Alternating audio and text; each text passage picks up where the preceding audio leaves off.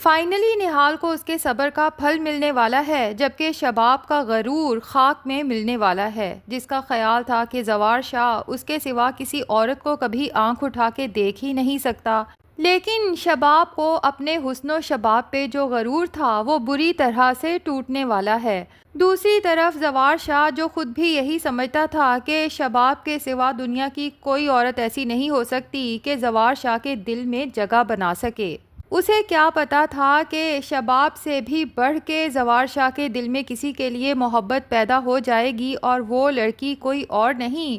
بلکہ اس کے بھائی حنین شاہ کے قاتل کی بیٹی نہال انصاری ہوگی۔ دراصل ابھی تک تو زوار شاہ صرف اس وجہ سے نہال انصاری سے نفرت کرتا آیا تھا کہ وہ شکیل انصاری کی بیٹی ہے جو کہ حنین شاہ کا قاتل ہے، لیکن آہستہ آہستہ زوار شاہ کو احساس ہو جاتا ہے، اور کچھ نوری بھی زوار شاہ کے دل میں نہال کے لیے احساس پیدا کرتی ہے کہ جو کچھ بھی ہوا اس میں بیچاری نہال کا تو کوئی قصور ہی نہیں تھا۔ اور پھر محبت کا ہاتھ بھی پہلی بار حنین شاہ نے ہی نہال انصاری کی طرف بڑھایا تھا۔ نہال تو جانتی بھی نہیں تھی کہ حنین شاہ کا تعلق اتنے بڑے خاندان سے ہے، اس نے تو صرف محبت کا جواب محبت سے دیا تھا، اور یہی اس کی سزا بن گئی۔ اور اب جب زوار شاہ نوری کے بتانے پہ فوزیہ اور عامر کی تمام باتیں سن لیتا ہے تو اس کے پاؤں تلے سے زمین سرک جاتی ہے کہ اس کی بہن نہال کو زہر دے کے مارنا چاہتی ہے، آخر کیوں؟ اور پھر وہ عامر کا پیچھا کرتا ہے اور اسے یہ بھی پتہ چل جاتا ہے کہ نہال کے کردار پہ جو الزام لگا تھا وہ بھی جھوٹا تھا۔ دراصل سارا قصور تو عامر کا تھا جس کی نیت نہال پہ خراب ہو چکی تھی۔ تو یوں زوار شاہ عامر کو رنگے ہاتھوں پکڑ لیتا ہے، اس کا گریبان پکڑ کے کہتا ہے، گھٹیا انسان، مجھے تو اندازہ ہی نہیں تھا کہ میں نے اپنے گھر میں آستین کا سانپ پال رکھا ہے۔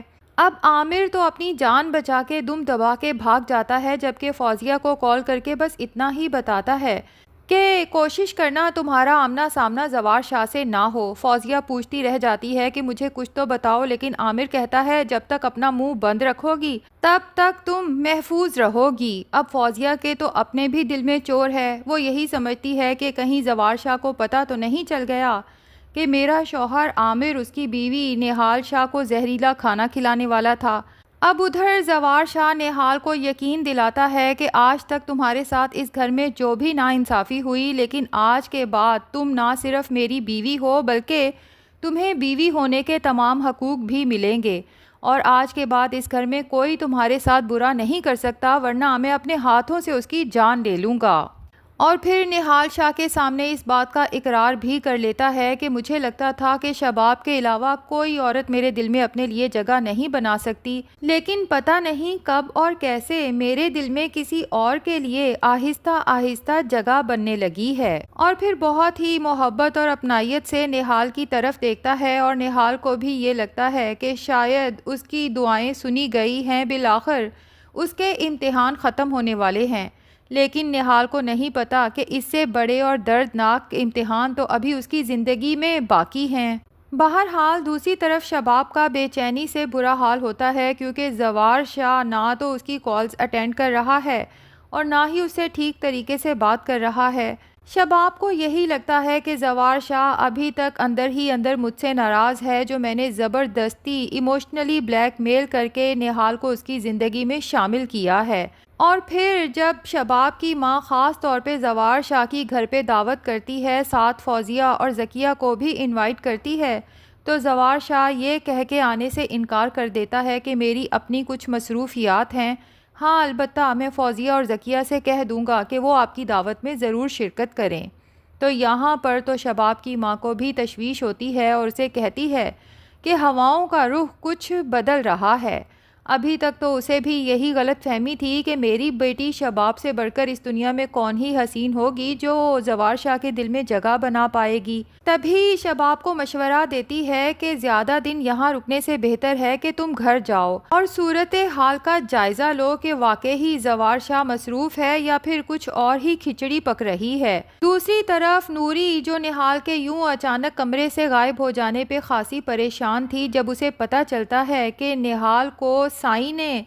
حنین شاہ کا کمرہ دے دیا ہے اور خاص طور پہ کہا ہے کہ اب وہ یہیں رہے گی اور بیوی کے طور پہ بھی نہال کو قبول کر لیا ہے تو نوری کا تو خوشی سے برا حال ہوتا ہے اور نہال سے کہتی ہے کہ بس اگر سائیں کے دل میں ایک دفعہ تمہارے لیے جگہ بن جائے تو یہاں سے تمہیں کوئی نکال نہیں سکتا۔ اب نہال جو نہا کے نکلی ہے، بال گیلے ہیں اور نوری کے ساتھ خوش گپیوں میں مصروف ہے کہ اتنے میں شباب کی گاڑی گھر میں داخل ہونے کی آواز آتی ہے اور نوری چونک پڑتی ہے کہ لگتا ہے بیگم صاحبہ واپس آ گئیں۔ نہال بھی خاصی پریشان ہو جاتی ہے، فوراً حنین کے کمرے میں جا کے بیٹھ جاتی ہے، جبکہ نوری حنین کے کمرے کے باہر ہی کھڑی پریشان ہوتی ہے کہ پتہ نہیں شباب بی بی کو جب پتہ چلے گا نہال انصاری کو زوار شاہ نے اپنی بیوی کے طور پہ قبول کر لیا ہے تو ان کا کیا ری ایکشن ہوگا۔ شباب جب اوپر آتی ہے نوری کو حنین کے کمرے کے باہر کھڑا دیکھتی ہے تو پوچھ ہی لیتی ہے کہ تم یہاں کیا کر رہی ہو۔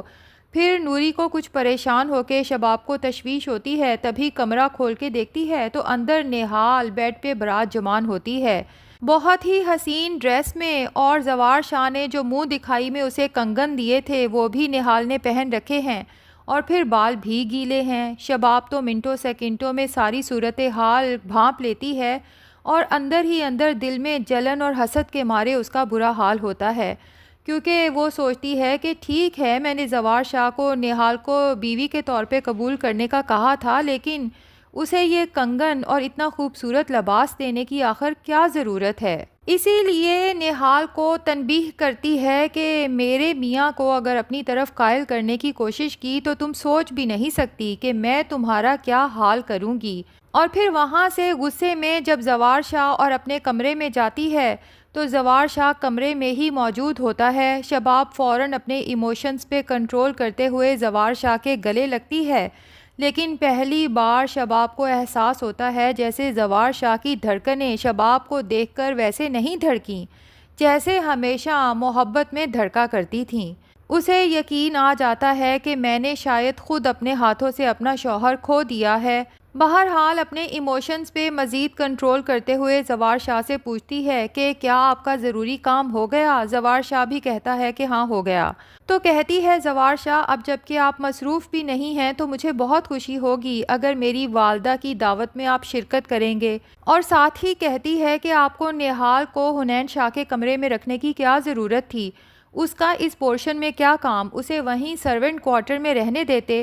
جبکہ زوار شاہ کہتا ہے کہ آپ کو ان معاملات میں اب بولنے کی ضرورت نہیں ہے، نہال یہیں رہے گی۔ اب زوار شاہ کیا ہی شباب کو بتائے کہ میرے اپنے بہنوئی نے نہال شاہ کے ساتھ کتنی گری ہوئی حرکت کرنے کی کوشش کی ہے، اور ساتھ ہی کہتا ہے کہ ٹھیک ہے میں دعوت میں ضرور شرکت کروں گا۔ جبکہ شباب کی آنکھوں میں آنسو آ جاتے ہیں، زوار شاہ کو کھونے کا تو وہ سوچ بھی نہیں سکتی، لیکن اسے اندازہ ہے کہ وہ یہیں رہی تو زیادہ دیر اپنے آنسوؤں پہ کنٹرول نہیں کر پائے گی۔ تبھی زوار شاہ سے کہتی ہے کہ ٹھیک ہے پھر میں واپس جاتی ہوں تاکہ دعوت کا انتظام آپ کے شایان شان کیا جا سکے، آپ کا بے چینی سے انتظار رہے گا۔ زوار شاہ کہتا ہے کہ میں ضرور آؤں گا۔ اب شباب گھر واپس جاتی ہے، سوچتی رہتی ہے کہ اپنی ماں کو یہ سب بتائے یا نہ بتائے۔ اسی دوران میں دعوت کا وقت ہو جاتا ہے۔ فوزیہ اور ذکیہ تو خوب بن سنور کے وہاں پہنچ جاتی ہیں، اور زوار شاہ نوری سے کہتا ہے کہ نہال سے کہو تیاری کرے، آج اس نے میرے ساتھ کہیں جانا ہے،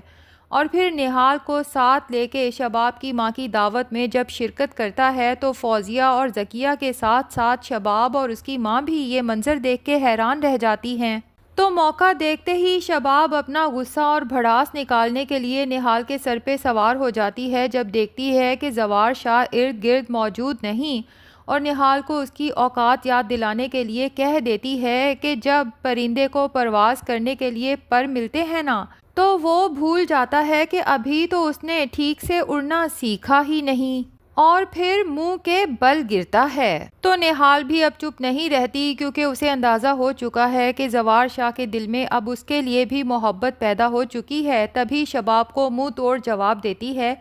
کہ کس کی قسمت میں آسمان ہے اور کس کی قسمت میں زمین، یہ تو اللہ ہی بہتر جانتا ہے۔ شباب غصے میں آ کے نہال کے منہ پہ تھپڑ رسید کرنے ہی لگتی ہے کہ زوار شاہ عین وقت پہ وہاں پہنچ جاتا ہے، شباب کی طرف غصے اور افسوس سے دیکھتا ہے، نہال کا ہاتھ تھامتا ہے اور وہاں سے باہر نکل جاتا ہے۔ شباب تو دیکھتی کی دیکھتی رہ جاتی ہے، جبکہ فوزیہ اور ذکیہ تو شباب کے غرور اور تکبر کو یوں زمین بوس ہوتے دیکھ کر دل ہی دل میں بہت خوش ہوتی ہیں۔ جبکہ زوار شاہ نہال کو لے کے سمندر کنارے پہنچ جاتا ہے، وہاں پر نہال سے خوب باتیں کرتا ہے، اسے یقین دلاتا ہے کہ یہ نکاح جس طرح کے بھی حالات میں ہوا ہے نہال، لیکن اب تمہیں تمہارا حق مل کے رہے گا، اور شباب کے رویے پہ بھی نہال سے ہاتھ جوڑ کے معافی مانگتا ہے۔ نہال کو تو ابھی تک یقین نہیں آ رہا کہ کیا یہ سب کچھ سچ میں ہے یا پھر نہال کا کوئی حسین خواب ہے کہ آنکھیں کھلیں گی تو وہی بھیانک زندگی کی کڑوی سچائی اس کی آنکھوں کے سامنے کھڑی ہوگی۔ تو ناظرین، شباب کے ساتھ جو کچھ ہو رہا ہے، کیا وہ یہی ڈیزرو کرتی تھی یا اس کے ساتھ یہ سب نہیں ہونا چاہیے تھا؟ کمنٹ سیکشن میں اپنی رائے کا اظہار ضرور کریں۔ ویڈیو پسند آئی ہے تو لائک اور چینل کو سبسکرائب بھی ضرور کر دیں۔